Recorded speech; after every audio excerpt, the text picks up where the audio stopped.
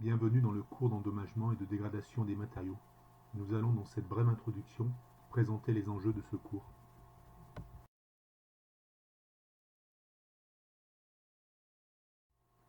Les mécanismes d'endommagement et de dégradation des matériaux devraient être une question centrale en maintenance industrielle.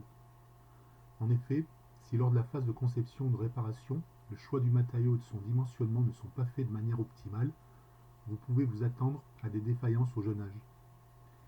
Les problèmes rencontrés fréquemment en maintenance industrielle sont l'endommagement des matériaux sous contrainte, des ruptures provoquées par des mécanismes de fatigue mécanique ou thermique, de corrosion des alliages métalliques, de vieillissement des polymères sous l'effet de la température, des ultraviolets ou de l'eau.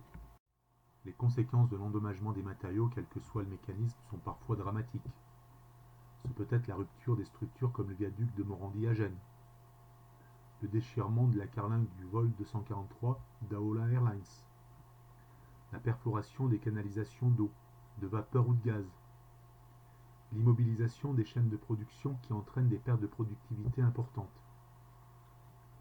Seule la connaissance des modes de défaillance permet d'optimiser l'utilisation d'un matériau et de prévoir son bon dimensionnement. Il n'y a donc pas de fatalité aux ruptures catastrophiques et prématurées. Les problématiques concernant la dégradation et l'endommagement des matériaux sont complexes et demandent un temps d'étude qui dépasse largement le volume horaire de ce cours.